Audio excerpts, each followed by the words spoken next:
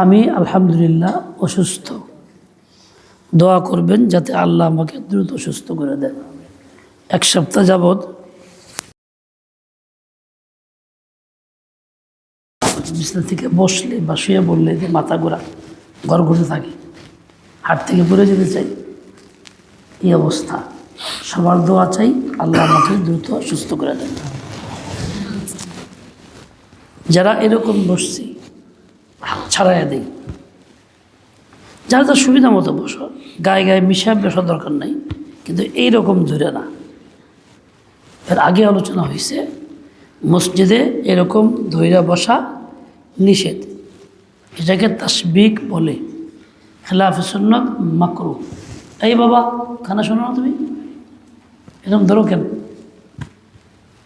মুরব্বী একটু আগে আসেন তাহলে ভালো, বেশি দূরে হয়ে গেছে। আচ্ছা, আমি কোরআনে কারীমের একটি আয়াত পড়ছি। এই আয়াতের মধ্যে আল্লাহ তাআলা মৃত্যুর পরবর্তী কবরের জিন্দেগির একটা আলোচনা করছেন।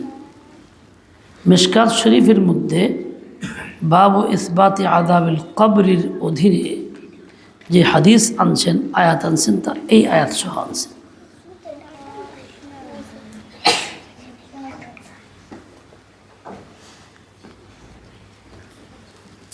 এখানে কবরস্থান পাশে আছে, প্রতিদিন আমাদেরকে মনে করায় দেয় যে আমার শেষ জায়গা ওইটা। দুনিয়াতে যদিও আমি চলতেছি, ফিরতেছি, খাইতেছি, উঠতেছি, বসতেছি, এটাই চরম পাওয়া না, এটা আমার চিরস্থায়ী জিন্দেগি যাপন করার জায়গা না। চিরস্থায়ী জিন্দেগি আমার মিলবে জান্নাতে, যদি আমি এখানে থাইকা জান্নাতের পথের পথিক হই। দুনিয়ার থেকে স্বাভাবিক নিয়মে আল্লাহ যখন নিয়ে যাবেন, তো আমাকে হয়তো বা ওই মাটির নিচে থাকতে হবে। হয়তো বা এই জন্য কইলাম, ভাগ্যে কে জানি না তোরা, কত মানুষ মৃত্যুর পরে পানির মধ্যে ভাসমান চলে যায়, কত মানুষ বাঘের পেছনে চলে যায়। সাধারণত বেশিরভাগ মানুষই মাটির নিচে তাদেরকে রাখা হয়। মৃত্যুর পরবর্তী জীবন হইল কবরের জিন্দেগি, চাই মাটির নিচে থাক বা না থাক। এই জীবনটা এমন, কারো কাছে এর কোনো অবস্থা জানা থাকে না, চেষ্টা করলেও জানতে কেউ পারে না। দুনিয়ার আধুনিক মেশিনপত্র দিয়া অনেক খোঁজখবর নেওয়া যায়, এই আসমানে কোন জায়গায় কি হেটাও খোঁজখবর নেওয়া যায়, চাঁদ কোন জায়গায়, মানুষ বসবাস করতে পারে কি না পারে, কত কিছুর খবর হয়ে গেল।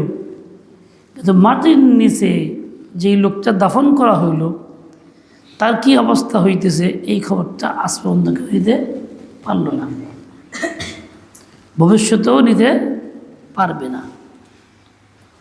কি করে দাবি করো? বলে আল্লাহই বলছেন ওইটা, আল্লাযীনা ইউমিনুনা বিল গায়বি, মুমিন তো তারা, হেদায়েত তাদের জন্য যারা ঈমান আনে, বিশ্বাস করে গায়েবের অবস্থা সম্পর্কে। ওই গায়েবের মধ্যে এটা আছে, কবরের ভিতরের অবস্থা চোখে দেখা যায় না, বলাও যায় না।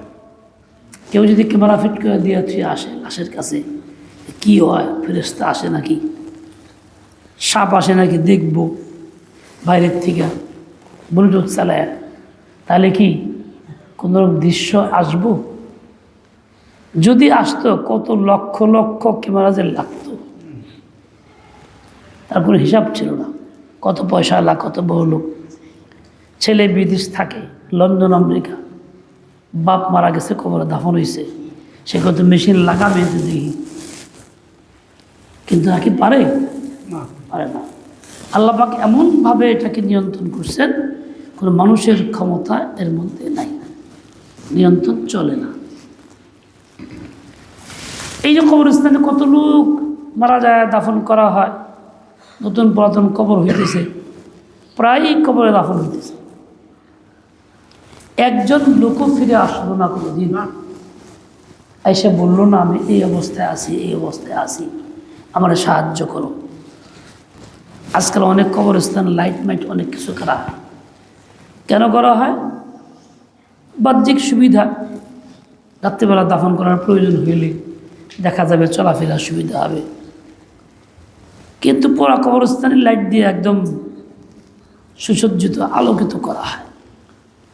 দেখলে মনে হয় যেন এই কথা বলি যে আসলে মৃত ব্যক্তিরা ওইটা হাঁটাহাঁটি করে তো তাই অন্ধকারে কষ্ট না হয়, এর লেগে এত লাইট জ্বালাইছে। আসলে কি তাই?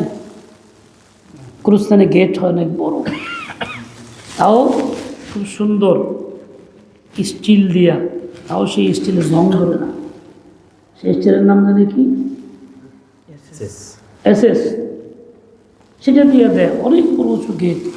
তিন লেগা মৃত ব্যক্তি হয়তো জাঙ্গায় আলবারসায় এলাকায়, তাই গেটটা বড় জানি উপর দিয়েও আসতে না পারে। আসলেই কি মৃত ব্যক্তি কোনোদিন আসতে চায়? গেটের দরকার। গেট লাগানো হয় জীবিত মানুষের জন্য, তার নিরাপত্তা আছে, হেফাজতের ব্যবস্থা করতে হবে। চতুর্দিকে বন্ধ, একটা গেট এখান দিয়ে আসা যাওয়া করবে, প্রয়োজনে বন্ধ রাখবে। জীবিত মানুষের প্রয়োজন, মুদ্রার জন্য কোনো গেটের প্রয়োজন না, কিন্তু না। কিন্তু মৃত ব্যক্তিদের গেটটা এত বড় সাজসজ্জা করা হয়, মানে জিন্দার গেটের চাইতেও বেশি। অনেক জায়গাতে এরকম দেখা যায়। এই সবগুলি দেখা দেখি কাজ, মনের আবেগের কাজ, এর কোনো হাকিকত নাই, বরং এটা ইসরাফ, অতিরিক্ত ব্যয়, অপ্রয়োজনীয় ব্যয়। সুন্দর ঘর পাওয়ার যোগ্য একজন জীবিত মানুষ, বেষ্টনী পাওয়ার যোগ্য জীবিত মানুষ, এবং একটা দেওয়াল তার সাথে গেট পাওয়ার যোগ্য জীবিত মানুষ। বাংলাদেশে গ্রামগঞ্জে বহু মানুষ জীবিত এমন আছে যাদের বাড়িতে এরকম ঘর নাই, নিরাপত্তার ব্যবস্থা টিন দিয়েও নাই, পর্দার ব্যবস্থা সামান্য বেড়া দিতে পারে না, গেট তো চিন্তাই করা যায়। তো এই কাজগুলি করা হইতে সম্মিলিতভাবে গুরুস্থানে। মনের আবেগ, শেষ জায়গা আমার এখানে যাইতে হবে, কাজে এখানে দান করি, এই কাজগুলি তৈরি হোক। আচ্ছা, আমি এখানেই শেষ জায়গায় যাব, কিন্তু আমার কি উপকার আসবে এই গেটটা, এই দেওয়ালটা, এই বস্তুটুকু আমার মধ্যে নাই, এই চিন্তা আমি করি না। এবং ওলামায়ে কেরামও এই ব্যাপারে মুখ করেন না। বাস্তবে এই কথাগুলিও আলোচনায় আসার মতো, যেগুলি এইসব রশ্মি কাজ। যদি গুরুস্থানের উন্নয়নের কথা বলে চাঁদা ওঠানো হয়, আর ওই চাঁদা দিয়ে এইসব বাড়তি কাজগুলি করা হয়, তাহলে এটা নাজায়েজ হবে। বরং যিনি করবেন তার ব্যক্তিগত টাকা দিয়ে জরিমানা আদায় করতে হবে। এগুলি উন্নয়নের কোনো অংশ না। যাই হোক, এর দ্বারা ফায়দা কি? কোনো মৃত ব্যক্তির ফায়দা নেই, শুধু নামযশ দেখানো, কিংবা অন্য কারো অনুসরণ এর মধ্যে আছে। বাস্তবে নবীর তরিকা নাই, সুন্নত তরিকা নাই এর মধ্যে। আমরা যারা আছি এহতিয়াত করব, এই সকল কাজ থেকে নিজেকে অব্যাহত করব।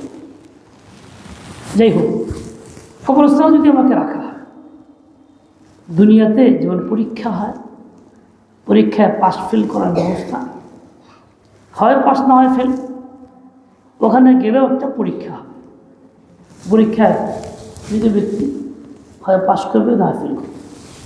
মৃত ব্যক্তি তো মরাই, হে পাস করবো কিন্তু ফেল করবো তুমি, দেহটা যদিও মরা, রোগটা জিন্দা। রোগ মানুষের জীবিত থাকে, শুধু দেহ থেকে বিচ্ছিন্ন হয়ে সেটা পরে আল্লাহ হুকুম। এরপরে আবার আল্লাহ হুকুম দিলে ওইটা এসার যুগ হয় দেহের সাথে। মৃত ব্যক্তি মারা গেছে, কবরে রাখা হয়েছে, এই লোকটার দেহ থেকে রোগ বিচ্ছিন্ন আলাদা জায়গায় আছে। এখন এই দেহকে কিছু জিজ্ঞাসা করলে রুহের সম্পর্ক সংযোগের সাথে ফিরে যায়, রুহ তার উত্তর দেয়। শাস্তি দিলে দেহের মধ্যে শাস্তি দিলে রুহের মধ্যে শাস্তি হয়। তো কেমনে শাস্তি হয়? জিন কাউকে ধরলে আক্রমণ করলে অনেক সময় যারা জিন ছোটায় তারা জিন লোকের বাড়ি দেয়, ব্যাগ পইরা কিংবা অন্য কোনো পদ্ধতি বা এত ব্যক্তির গায়ে যারা জিন ধরছে, কিন্তু বাড়ির লাগে কোথায়? লাগে কোথায়? লাগে ওই জিনের গায়ে। জিন চিৎকার করে, ও ছেড়ে দে, বলে গেলাম এই সেই মুখ, আরাস মোনা মুখ না তো মুখ না, জিনের গায়ে লাগে কেন? বাড়িতে ব্যক্তির গায়ে, জিনের গায়ে জিন চিৎকার করে গেলে যায়। তো সবাই দেখছি জিন করে ধরলে আমাদের উস্তাদরা এরকম এই আঙ্গুলে চিপ দিয়ে ধরছে, দোয়া করে ধরছে, আর কথা সব মন্দ করছে। ও জবাব দিয়েছে, কই থেকে আইসস? কইছে ওখান থেকে আইসি। এর লেগে আইসস? আমার এটা ক্ষতি করছে বা এর লেগে আইসি বলতো, কিন্তু ওই পিঠে দিলে লাগে জিনের গায়ে। আমি একদিন, আমার কাছে এক লোক আসছে, প্রচণ্ড মাথা ব্যথা অনেক দিন, এবং কোনো কাজে স্থির করতে পারে না, ভুলে যায় না, কোনো কাজ সে করতে পারে না, কেমন জানি। তা পরিচিত লোক নিয়ে আসছে, বাইপা দেখেন লোক সমস্যা আছে কিনা। আমি আবার একটা ব্যথা তার হাতে দিয়ে মাপ দিয়ে এটা পড়তেছে, হাত মাপ দেব, এই সময় ব্যাটা চিল্লা ঘটনা কিরে তো বাবা সুস্থ সুন্দর কথা বলতেছে। তার মানে ওর সাথে জিন ছিল, ও মনে করছে ব্যাথ করতেছে, আমার যে মাইটটা দিব এলিয়ে জিনটা আগে দৌড়তে পারছি। আসলে আমি জিনের মাইটটা ওর লিগে করি নাকি, আমি বুঝিও না ওর লোকে জিন আছে, জিন তো বাঁচছে কেন? জিন জানে মাইট দিব ওর গায়ে, যদি দেয় লাগবো আমার। আল্লাহ পাকের আযাব ও গজব দেখা যাবে ব্যক্তির দেহের উপরে, লাগবে কোথায়? রোহে। লাগবে কোথায়? রোহে লাগবে। রোহের সাথে দেহের সম্পর্ক সাংঘাতিক কঠিন, গভীর সম্পর্ক। এই জন্যই তো রুহকে জিজ্ঞাসা করা হবে, মান মান নবিয়ুকা ওমা দীনুকা, তোমার নবী কে ছিল, কাকে আমি মানতাম। আজকাল অনেক গ্রুপই আছে বিভ্রান্ত, গুমরা। লালন ফকিরের অনুসারী বাউলের দলরা লালনটা নই মন্ত। লালন মৃত্যুর পরে যখন তার কবরে তাদের একটা অংশ কোরআনখানির ব্যবস্থা করছিল, যে তেলাওয়াত করা হোক, দোয়া করা হোক। আরেক অংশ পেয়েছে কে যে করা হবে কেন, যে করা যাবে না, বিরোধিতা করছে, তারপর কোরআন বিশ্বাস করে না। ঠিক দ্বিতীয় হইল এই লালনের মৃত্যুর পরে কিছুদিন বলতো ওরা, আমার তো নই মানি না, আমার কোনো মৃত্যু নালো লালন কালিয়া বানাইছিল লা ইলাহা ইল্লাল্লাহ লালন রাসূলুল্লাহ, এই কথা বানাইছে। তাহলে স্পষ্ট কাফের যারা কালিমাকে অস্বীকার করে, নতুন নবী মানে, রসুল মানে, এদের অনুসরণকারীদেরকে বাউল বলে। এই বাউলদের বহু অপকর্ম আছে, কীর্তি আছে। যাই হোক, এই যে মা দিনুকা মান নবিয়ুকা, নবী কে ছিল এই কথা প্রশ্ন করা হবে। পরীক্ষার্থী মৃত জবাব দিবে তার নবী কে ছিল। সে লালনকে মেনা থাকলে কি বলবে? লালনের কথাই তো বলবে। আর কাদিয়ানি মেনা থাকলে কি বলবে? কাদিয়ানির কথাই ফেল করবে। পাশ করবে কোনটা বললে? আমার নবী মুহাম্মদুর রাসূলুল্লাহ সাল্লাল্লাহু আলাইহি ওয়াসাল্লাম, এই কথা বলতে পারবে, তাছাড়া ফেল করবে। আমার নবী মুহাম্মদুর রাসূলুল্লাহ বলবে কেমনে? লিখে নিয়ে গেলে, মুখস্থ করে গেলে, যে পরীক্ষার্থী মুখস্থ করে যায় গিয়ে লেখে, কে নকল করলে লিখে নিয়ে যায় লেখে। এখান থেকে ওখানে যাওয়ার সময় ওই সফরের মধ্যে লেখারও কোনো সুযোগ নাই, মুখস্থ করে পুঁথি বানানোর কোনো সুযোগ নাই।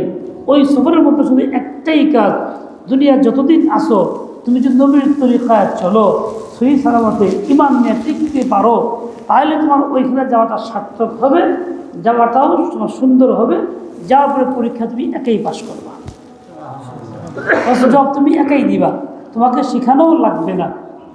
আল্লাহর পক্ষ থেকে জব তোমার কাছে একাই আসবে, তুই নিজেই বলতে পারবা হাদা মুহাম্মদুর রাসূলুল্লাহ, বলতে পারবা। দুনিয়াতে কেউ আর এই ভাষা শিখে নেই, গ্রামারও জানে না, একেবারেই মূর্খ প্রকৃতির মানুষ। যদি সত্যিকার ইমান আমল সই নিয়ে থাকে, সেও মৃত্যুর পরে আরবিতেই বলবে নবীজি মুহাম্মদ সাল্লাল্লাহু আলাইহি বলতে আরবিতে। কেমনে বলবে? আল্লাহ চালু করে দিবেন। চালু করে দিবেন কে? আল্লাহ। তুমি ছোট বাচ্চা ছিলা, আরো মায়ের যখন দুধ খাইতা, তখন দুধ পান করা অবস্থায় 4 মাসের 6 মাসের বাচ্চাকে মা শিখায় না, কও আব্বা, কও আম্মা, বলে না, কও পানি, বলে না। ওই বাচ্চা কথা বলতে শুরু করলে একাই আব্বা, একাই দাদা, একাই বলে পানি, প্রথমে মানি, আম, এক পর্যায়ে পানি বলে। তাকে শেখানো লাগে না, শেখানো ছাড়াই বলে। বলে কেমনে? বলে আল্লাহ পাকে শিখিয়ে দেয়, তাই বলে। ব্যবস্থা আল্লাহ পাকের পক্ষ থেকে হয়, ফয়সালা আল্লাহ তাআলা করেন।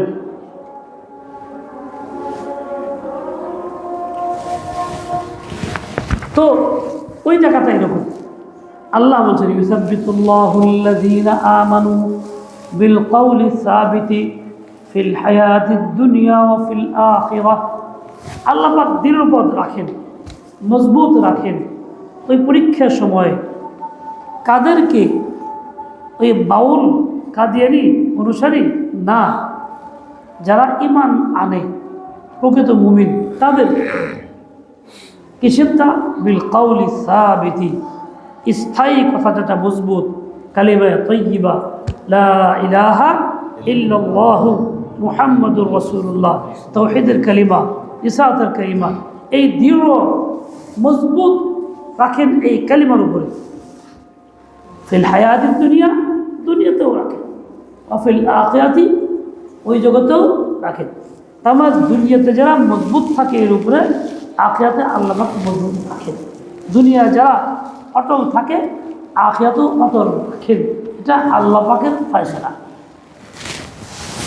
তাহলে ওইখানে এই পরীক্ষা পাশ করলে সব ব্যবস্থা, পাশ করলে পুরস্কার মিলবে, পাশ করলে পুরস্কার। এই বাবারা কি দেখো তোমরা, এই ছেলে কি দেখো, মনে চলে যাও বা, যদি তাকায় না, যার দরকার আসতে যাবে না। পরীক্ষা পাশ করলে এনাম মেলে, পুরস্কার মেলে। পরীক্ষা পাশ করলে উপরের দিকে তারাক্কি হয়। অপরে যখন পরীক্ষা পাশ করবে মানুষ, ওই জগতে লা ইলাহা ইল্লাল্লাহ বলবে, আমার মালিক আল্লাহ বলবে, আমার নবী মুহাম্মদ সাল্লাল্লাহু আলাইহি ওয়াসাল্লাম বলবে, তো কী পুরস্কার মিলবে? মিলতে তো হবে। আল্লাহ দিবেন না, তারা দিবেন পুরস্কার। কি দিবেন? বলে আল্লাহ তাআলা পুরস্কার এই দিবেন, তাকে আল্লাহ পাক জান্নাত দিয়ে দিবেন, জান্নাত দিয়ে দিবেন। নগদ দুনিয়া থেকে এরা ওখান থেকে জান্নাতের বিস্তারের সহায়ক দেবেন। জান্নাতের দিকে রাস্তা জানালা খোলা হবে, ওখান থেকে বাতাস সুগন্ধি আসবে জান্নাত থেকে। জান্নাতের নিয়ামত সকাল সন্ধ্যায় দেখানো হবে, কত আরাম, কত মজা, কত মিলবে ওইখানে। পাস করলে পরে মিলবে, কিন্তু পাস না করলে মিলবে না। বলে এইটাই পদ্ধতি, কিছু মিলা, এছাড়া অন্য কোনো পদ্ধতি নাই যে পদ্ধতি কিছু মিলবে। যেমন কেউ যে মনে করে শীতের দিন হাই কি কষ্ট করতেছি, আরও কত কষ্ট পাচ্ছি, কিছু হইতেছে, আচ্ছা কাজ করে ল্যাব দিয়ে যেতে আসি, কম্বলটা দিয়ে কম্বল দিয়ে আসি, তাতে কি এই ল্যাব বা কম্বলের তাপ তার গায়ে লাগবে? শুধু তাই না, শীতের দিন মারা গেছে কেউ, কবর দেওয়ার সময় কবরেই নিচে তোষক বিষয়া বই ল্যাব গায়ে দিয়ে শোয়া দিল, তাতে কি এই তোষক আর এই ল্যাবে তার কোনো কাজ করবে? অনেক কিছুই কাজ করবে না। কাজ করবে একটাই জিনিস, কালিমা এবং ঈমান। কাজেই যেমন এই পোশাকে কাজ করবে না, ল্যাব তোষকে কাজ করবে না, ঠিক দুনিয়ার অন্য কোনো সামানও কাজ করবে। এই যে পানি দেয়, 1 দিন 2 3 দিন পর্যন্ত পানি নিয়ে সেটা ঢেলে দেয়, কবরস্থান কোথাও দেখা যায় মাটি পাতি পায়ে লেমালা হয়েছে, কই যাও? বলে গুরুস্থানে যায়। সেই জন্য কবর ঢেলে দেব। দাউদকে কি জন্য জানবো তা জানি না। কেউ কেউ বলে কি খুব পিপাসা লাগে মৃত। আচ্ছা, মৃত ব্যক্তি পিপাসা লাগলে উপরে পানি ঢাললে পানি তো মাটি দিয়ে সুস্থ, মৃত ব্যক্তি খেয়াল করবে, মৃত ব্যক্তির কোনো ফায়দার দ্বারা হবে না। কেউ ভিন্ন কথা বলে। এই যে একটা গতানুগতিক পদ্ধতি এবং রসম মানুষ বানায় করতেছে মৃতের উপকারের জন্য, বাস্তবের উপকারের কিছুই তার মধ্যে নাই। এটা গুরুত্ব দেয় খুব জরুরত মনে করে, তাই একাধিক দিন পর্যন্ত মাটির পাত্রটা নিয়ে যায়, দিয়ে আসে। মনে রাখবেন, ল্যাপ্তোষণ দ্বারা যেমন উপকার হবে না, ঠিক এই পানি দেওয়ার দ্বারাও কোনো উপকার হবে না। পশ্চিম দিকে গরম আগুন দিয়ে এলো, যে আগুন দিয়েছি গা উপকার হইব এর দ্বারা উপকার। আগুন তাপবো তাও হইব না, আইলসা দেব তাও হইব না। দুনিয়ার কোনো আসবাব তার কাজে আসবে না, একটাই কাজে আসবে, সেটা তার ঈমান কারণ। কাজে আমরা যারা আছি, ছোট মানুষ তো বুঝবে না, বড়রা যারা আছে, দুনিয়া থাকা অবস্থায় ঈমান যাদের মজবুত থাকে, আমি যদি দৃঢ়মত থাকি, তাহলে আশা করা যায় আল্লাহর রহমতে ওখানে গেলেও আমি কামিয়াব। আর দুনিয়া ঈমান যদি নড়বড়া হয়, নড়বড়া কীরকম করে দেওয়া পারছে না, সামান্য কিছু কিছু হইলে পইরাও বোঝা ধাক্কা দিয়ে বলে, এরকম লোকের এই নড়বড়া ঈমান দিয়া ওখানে কোনো কাজে আসবে না। মনে রাখো, হেফজোখানায় পড়ো, সবক ইয়াদ করছো, হুজুর কাজ শুনেইবা, ভালো পাকে ইয়াদ হয় নাই, কোনো রকম খালি কোথায় কোথায় কইতেছ, চোখ বন্ধ করে 2-4 বার করে পইবা। হুজুর কাছে গিয়ে ভালো করে শুনতে পারবা? কোনো দিন না। অনেক গিয়ে আর আটকে যাবে গা, থমকে যাবে গা, বন্ধ হয়ে যাবো গা, উল্টো হইব। ওরকমই ঈমান যদি নড়বড়া থাকে, পরীক্ষার কেন্দ্রে গিয়ে ওই ঈমান মজবুত আকারে থাকতে পারবে না, নড়বড়া। মানুষ দুনিয়াতে অনেক সুস্থ, বুদ্ধি বিবেক ভালো, জ্ঞান আছে, চালাক চতুর মানুষ। যদি সে পুলিশের ইয়েতে পড়ে, সেই পুলিশ যদি তাকে বিভিন্ন রকম শাস্তি দেয়, ভয় ভয় দেখায়, তো তার এই বুদ্ধি কাজ করে না। পুলিশের সামনে এই বুদ্ধি দিয়ে কাজ করতে হয় না, কেমন জানি হতবাক হয়ে যায়। বহু চালাক মানুষ নীরব, বুদ্ধি খাটে না। ওই রকমই সাধারণত পুলিশের কাছে গিয়া বুদ্ধি হারায়া যায়, কথা বলতে পারে না, সে উত্তর দিতে পারে না। মহান আল্লাহ রাব্বুল আলামিন, যিনি আহকামুল হাকিমিন, সবচেয়ে বড় বিচারক, তার সামনে গিয়ে কেমনে সে চুপ করবে? কাজে ওই অবস্থা গেলে পরে দরবারে ঈমান বলা আর নির্জনে সুটা আগে গলা শুকাইব, আগে ঈমান শেষ। তাই তো আল্লাহ তাআলা ঈমানের অটল থাকতে বলছেন। তাই তো রাসূল আকরাম সাল্লাল্লাহু আলাইহি ওয়াসাল্লাম আমাকে বলছেন, জাদ্দিদু ঈমানাকুম বিকাউলি লা ইলাহা ইল্লাল্লাহ। তোমাদের ঈমানকে তোমরা তাজা করো, নতুন নতুন করো, নবায়ন করো। কিসের দ্বারা? লা ইলাহা ইল্লাল্লাহ বলার দ্বারা। তাই মাশাআল্লাহ এই কালিমাটা বেশি পড়ে, বারবার সকাল সন্ধ্যা আমলে আনেন, সকাল সন্ধ্যা জিকির করে লা ইলাহা ইল্লাল্লাহ। এটা একটা বড় ওসিলা, সেখানে গিয়া পরীক্ষায় পাশ করার, ঈমানের উপরে দৃঢ় থাকার। আমরা কি কবরে যেতে চাই কি চাই না? চাই না? না চাইলেও যাইব। দ্বিতীয় কথা, চাই তো কেমনি? ঈমান নিয়ে না ঈমান ছাড়া?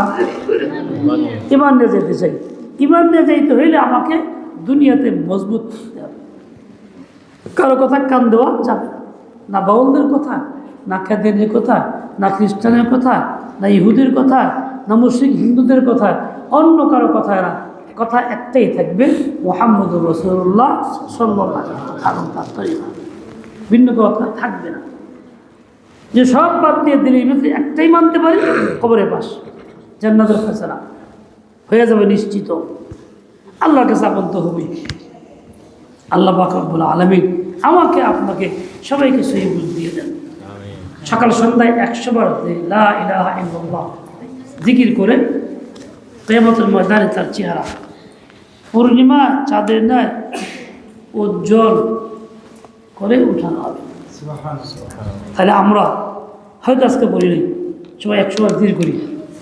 হ্যাঁ, লা ইলাহা ইল্লাল্লাহ, লা ইলাহা ইল্লাল্লাহ, লা ইলাহা ইল্লাল্লাহ, লা ইলাহা ইল্লাল্লাহ, লা ইলাহা ইল্লাল্লাহ। لا إله إلا الله إلا الله لا إله إلا الله لا إله إلا الله لا إله إلا الله إلا الله لا إلا الله لا إله إلا الله لا إله إلا الله لا إله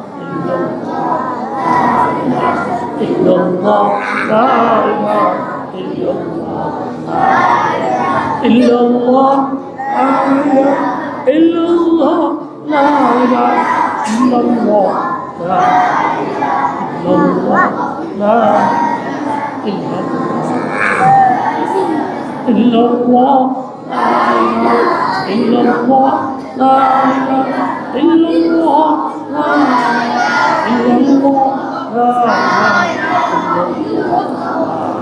إلا الله لا إله إلا الله لا إله إلا الله إلا الله لا إله إلا الله لا إله إلا الله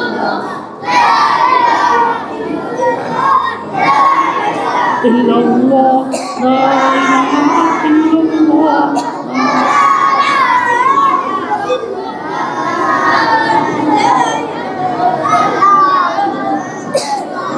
إلا الله لا إله إلا الله لا إله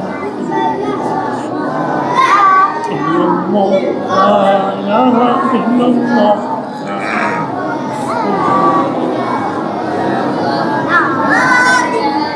إلا الله لا إله إلا الله لا إله إلا الله إلا الله لا إله إلا الله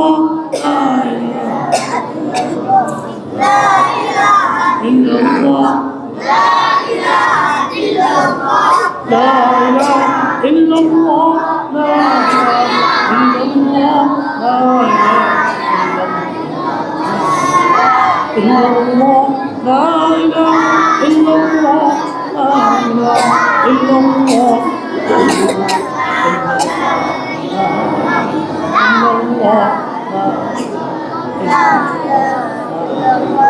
إلا الله لا إله إلا الله لا إله إلا الله لا إله إلا الله لا إله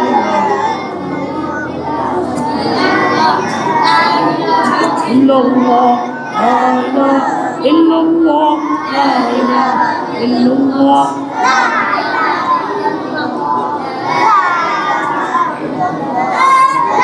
لا إله إلا الله لا إله إلا الله لا إله إلا الله إلا الله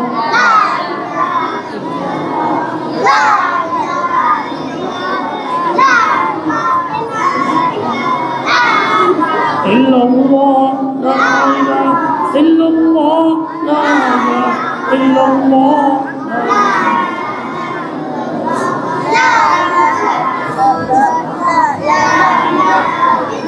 إلا الله لا إله إلا الله لا إله إلا الله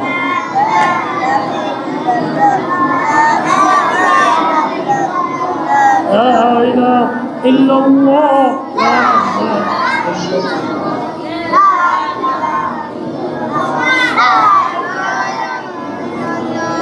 لا إله إلا الله لا إله إلا الله لا إله إلا الله رسول الله صلى الله تعالى عليه وسلم الله جل جلاله وتعالى شانه الله الله الله الله الله الله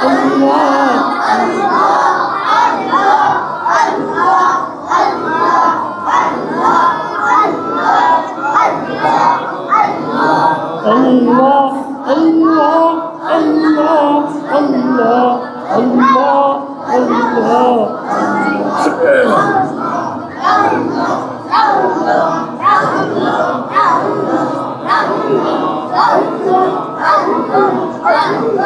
الله الله الله الله الله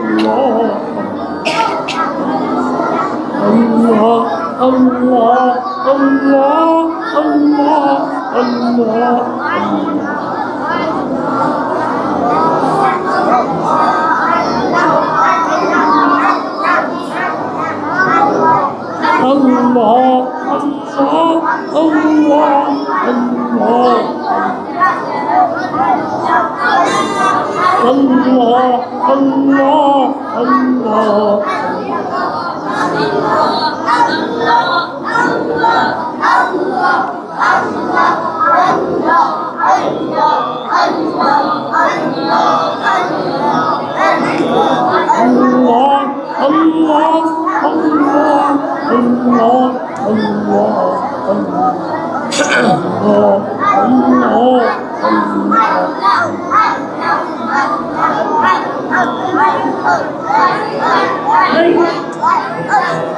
আচ্ছা এরকম আমরা কিরকম করি আল্লাহ আল্লাহ আল্লাহ আল্লাহ আল্লাহ আল্লাহ আল্লাহ আল্লাহ আল্লাহ আল্লাহ